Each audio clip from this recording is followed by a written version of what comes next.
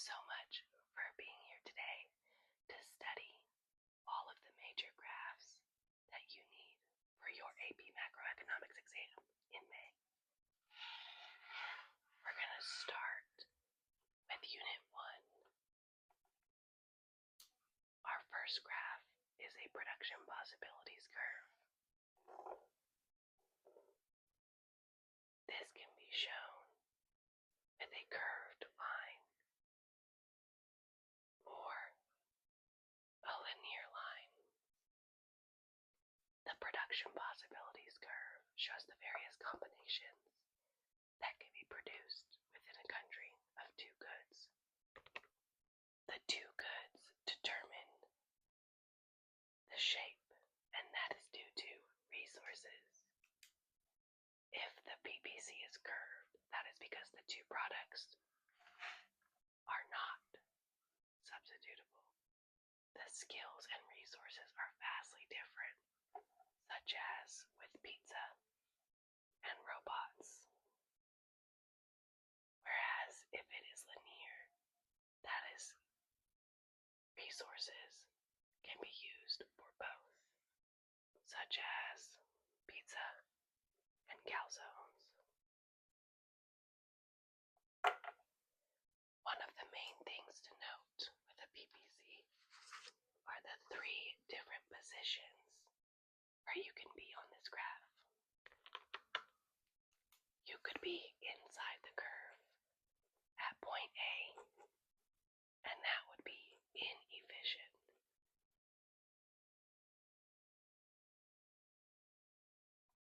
Such as a recession.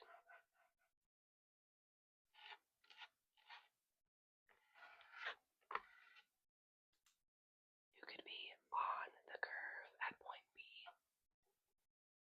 This is efficient.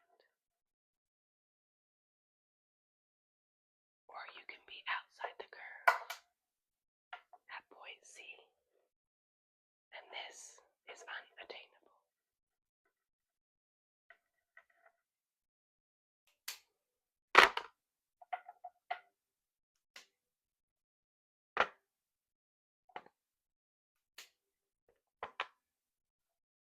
Now, it is also possible to reach point C by shifting the graph. There are three major shifters.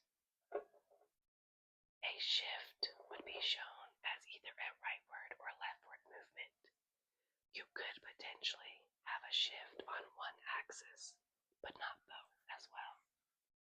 The three shifters. The first would be change in resources.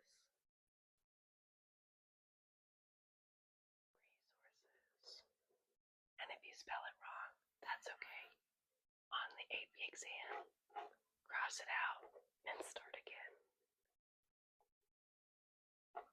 Our second shifter, technology.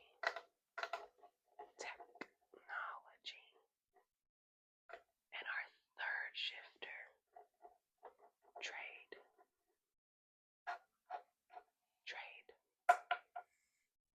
This is the production possibilities curve. Next up, supply and demand. In Unit 1, supply and demand gives us the foundation that we need for every other graph. On the y-axis, we will label this P for price, and on the x-axis, Q for quantity. Now with a supply curve, you have two lines. I always draw demand in green. Here we have a downward sloping demand curve and an upward sloping supply curve.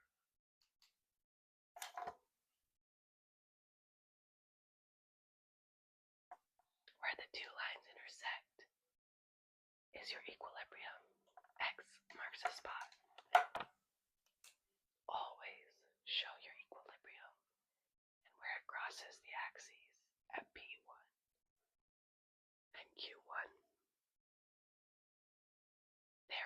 shifters for demand and shifters for supply. Let's start with demand. Demand represents consumers. I tell my students to use the acronym TRIBE. T is tastes and preferences, how something is looked upon in the market. Is it popular? Not popular. Popular. Not popular. R is for related goods, such as substitutes and complements. A substitute, Coke, Pepsi. A complementary good, milk and cookies. I is for income, the amount of money consumers have.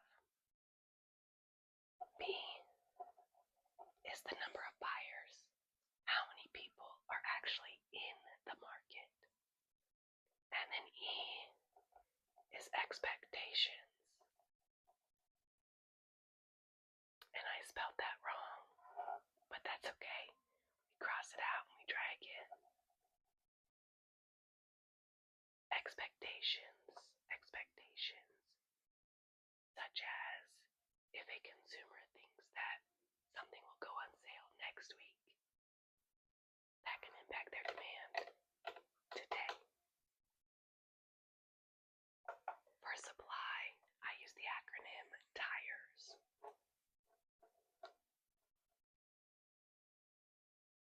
T stands for technology. I stands for inputs. An input is just a fancy word for resource.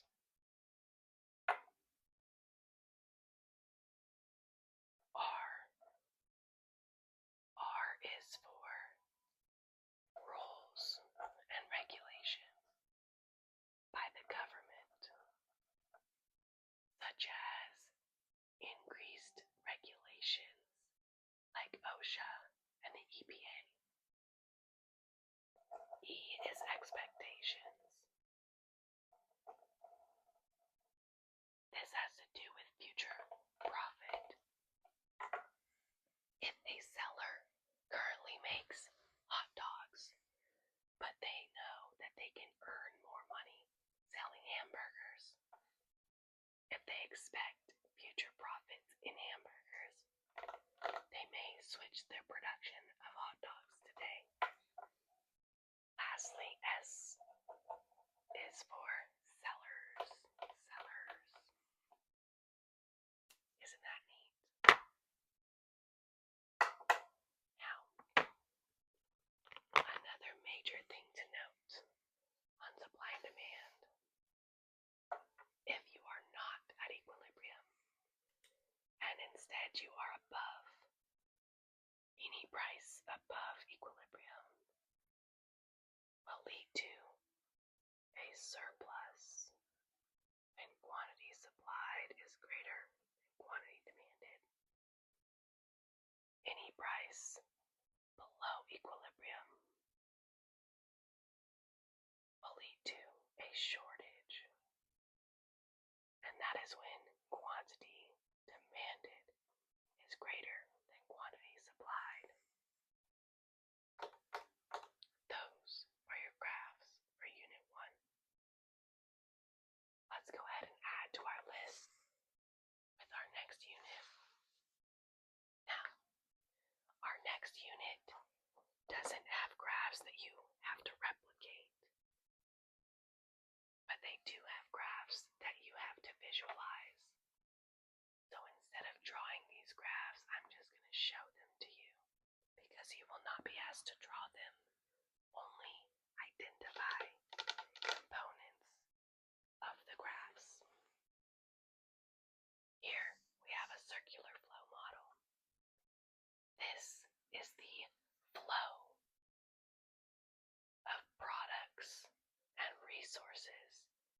the interaction between businesses and households. It also shows the flow of money, payments.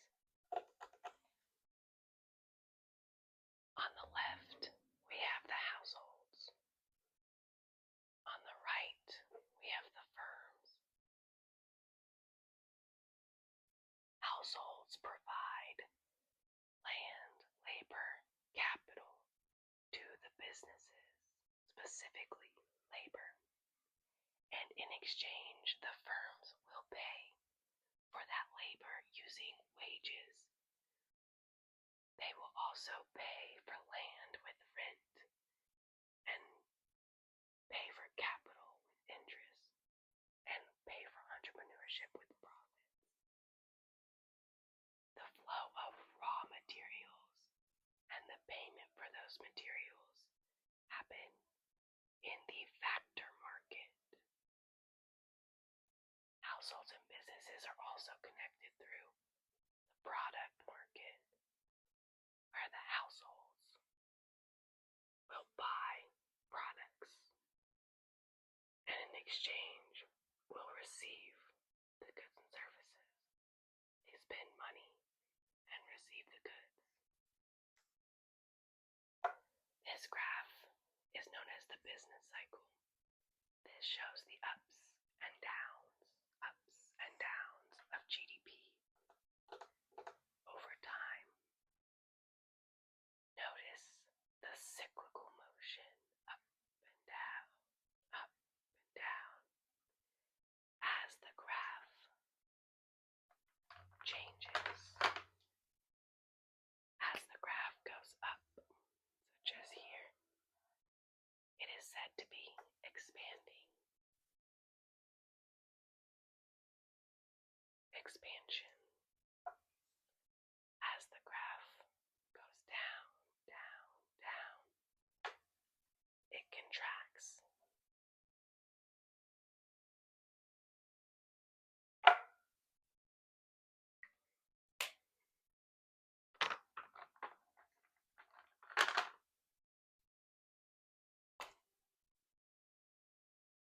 At its top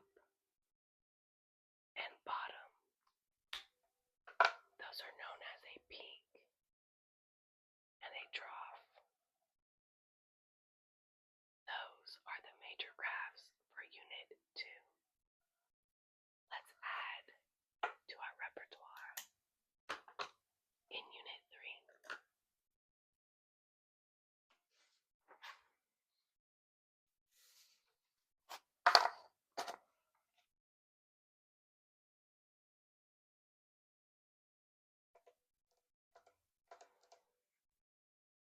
Unit 3 is where we introduce the aggregate model.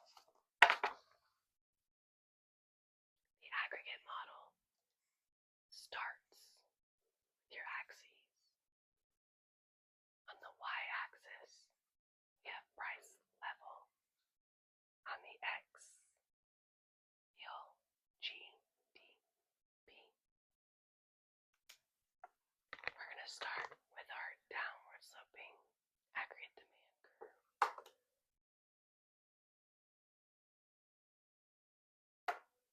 We're going to add in our upward sloping short run aggregate supply curve.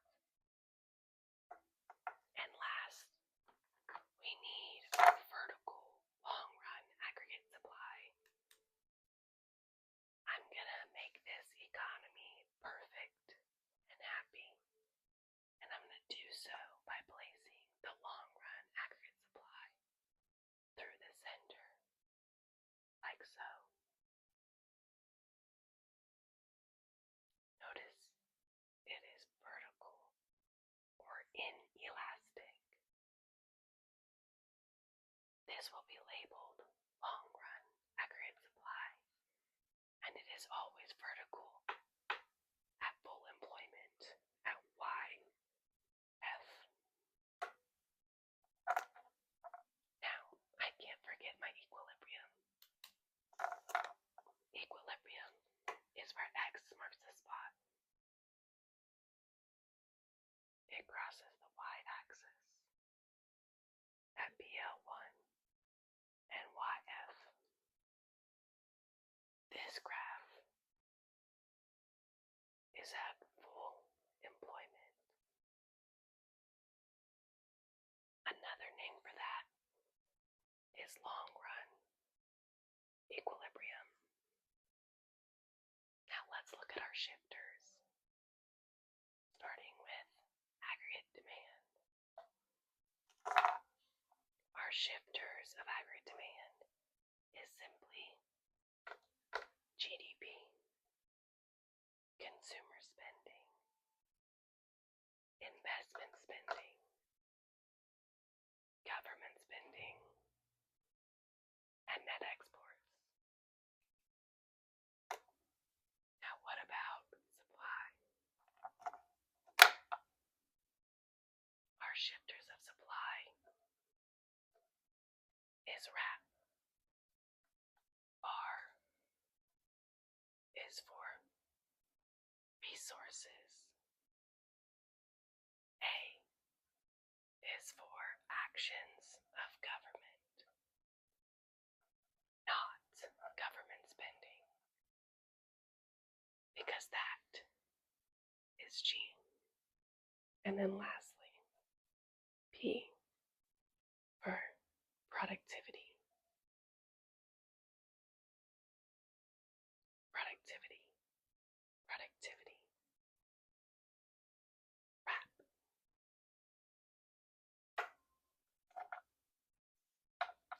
LRES is only shifted through resources and productivity. And these must be sustainable over time. Now, I drew the aggregate model at full employment, and I've reviewed the shifters, but let's make sure we understand the aggregate model when it's not at full employment.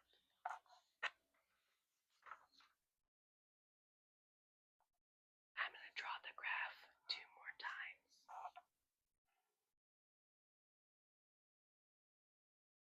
And I will draw them side by side. Price level on the Y and real GDP on the X.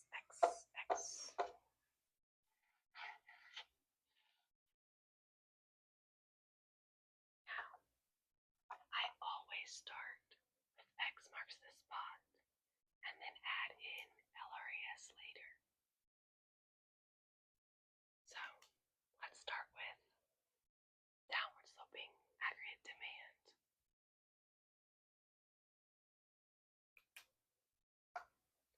Next, upward sloping aggregate supply in the short run.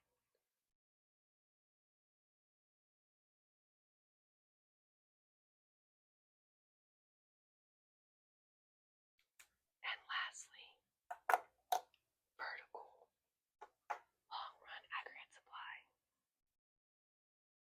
I want to show these graphs with a positive output gap and a negative output gap. And to do so, I need my output to fall in the correct position. Here, I'm going to show a negative output gap or recession, where my output is below full employment. So I'm going to draw my vertical line to the right, such as this. And I will always label it LRES at full employment. On the right, we're going to show a positive output gap or inflation. And my output should be above my full employment line. Now the only thing I'm missing is my equilibrium. Always show your equilibrium.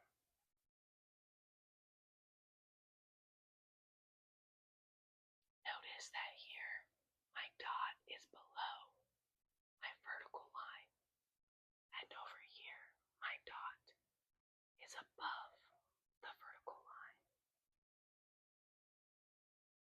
fashion, inflation. And this will determine what type of fiscal or monetary policy is used. But that's for another video. Let's go ahead and move on to Unit 4. Unit 4 can be a bit tricky because there's a lot of information. Let's start with the money market. The money market graph has nominal interest rates on the y-axis, quantity of money, nominal interest rates on the y, quantity of money on the x. It still has a downward sloping demand.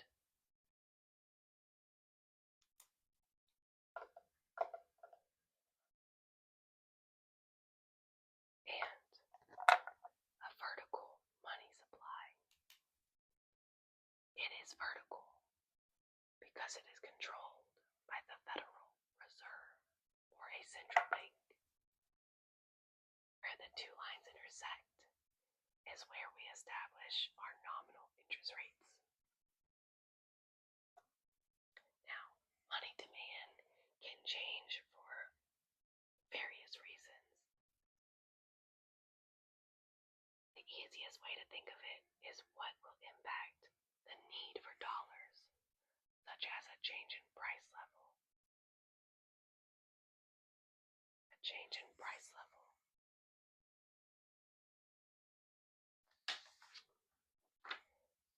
There are two other shifters for Unit 4. The second shifter for this money market graph is a change in income. And lastly, change in technology, but only technology that affects money, such as Cash App, Venmo, Zelle. Money supply is controlled by the central bank. They will manipulate money supply through bonds, discount rate, required reserve ratio. This is associated with monetary policy using limited reserves. But what if we have ample reserves? Well, instead of using the money market, we use the reserve market. Policy rate on the Y, quantity of reserves on the X. We have our demand curve, which looks a little wonky. And we have a vertical supply of reserves here. And it is vertical in this flat region if we have ample. Now, the only thing that can really shift this graph would be administered rates. A change. Administered rates, such as the discount rate and IOR. The discount rate affects this region of demand, and IOR affects this region. The central bank can also affect supply, and they will buy bonds in order to maintain ample reserves.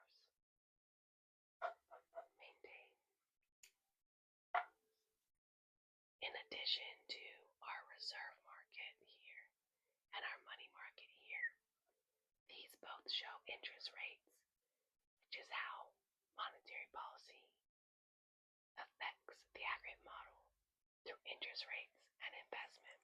But that's for another video. The last graph in Unit 4 is the loanable funds.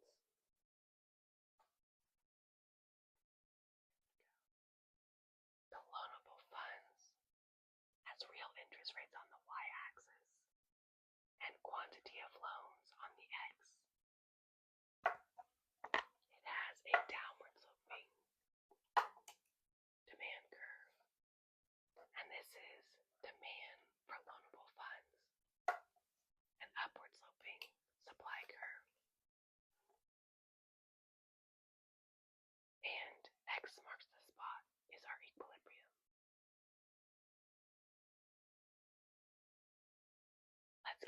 shifters for demand.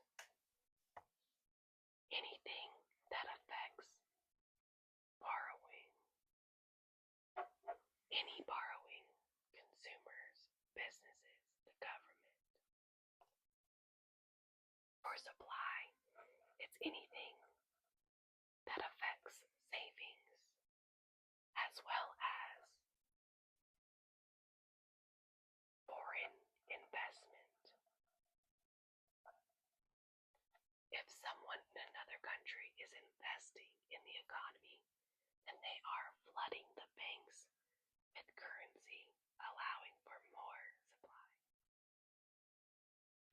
This is Unit 4. Let's move on to Unit 5.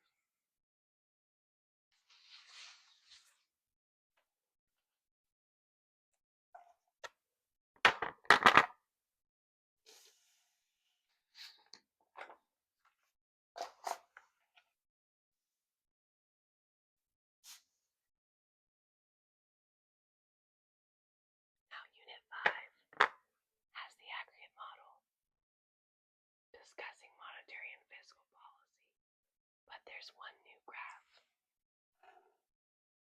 and that is the Phillips curve.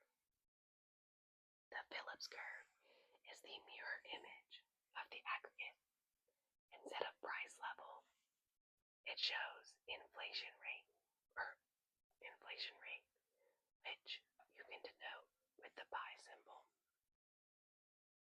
Instead of having output and showing employment levels, this graph shows unemployment rate. This graph has a downward sloping, not demand, but rather short run Phillips curve. It is the mirror image of aggregate supply. It also has a vertical long run Phillips curve, and it's vertical at NRU, where the two lines intersect. You have your inflation rate.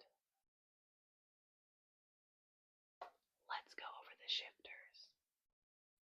The only real shifters of SRBC would be any changes in SRAS, but the opposite direction. In my class, I call this the Snoop Dogg graph, and I have my students move their hands like this to represent short-run Phillips curve and short-run aggregate supply. If short-run aggregate supply shifts left, then my short-run Phillips curve will shift right.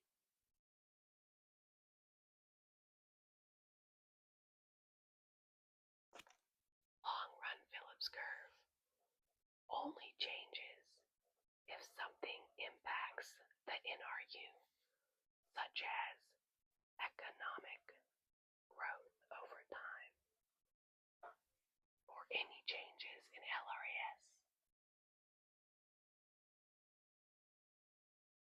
Now let's end and finish this with Unit 6.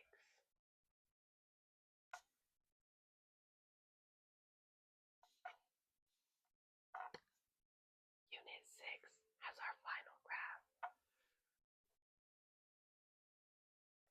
known as the foreign exchange. Now, the foreign exchange is a market that holds currencies, and we put money into that market, and we take money out of that market. And so, when we look at the Forex, we look at two countries at a time. For this sake, let's look at the US and Europe. On the y-axis is the exchange rate. The exchange rate is always foreign currency divided by domestic. So euros divided by dollars. x-axis, we have the quantity of dollars. For Europe, it's foreign currency divided by domestic, with quantity of euros on the x-axis. On this graph, for the US has a demand which pairs up with Europe's supply. Europeans demand US dollars, and in exchange for those dollars, they will supply euros.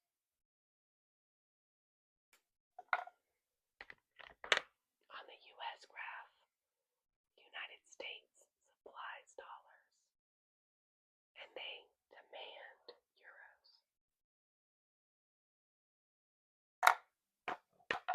Where the two lines intersect is where you have the exchange rate, or XR.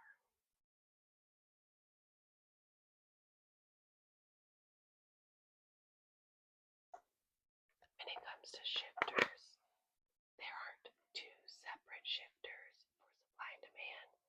Rather, there are four shifters that shift both, because when demand shifts on one, supply shifts on the other in the same direction. The first shifter would be a change in foreign tastes. The second shifter would be change in relative income for the countries. The third is a change in price level. And lastly, we have a change in relative interest rates, because they are an incentive for foreign investors.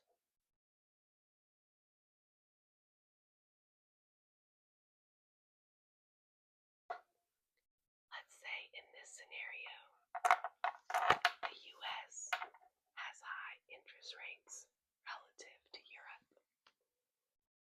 Initially, there's two ways to view this, but for the sake of argument, let's say Europe wants to buy US stocks and bonds at high interest. So Europe will go into that bank and supply euros, and they're going to walk out of that bank with dollars, resulting in a new exchange rate for both currencies.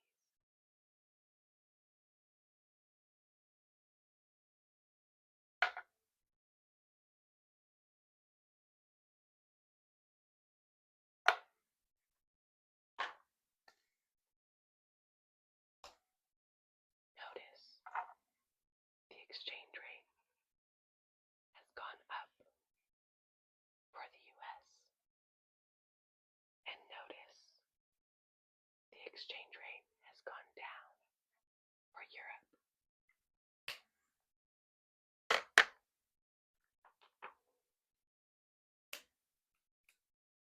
If a currency has a exchange rate that increases, then it will appreciate in value.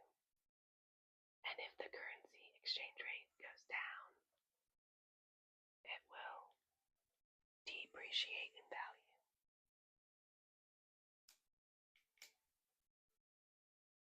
Now, this is just the beginning of this course, but having the foundations of the graphs, the labels, and the shifters will set you up for success when studying for your AP exam.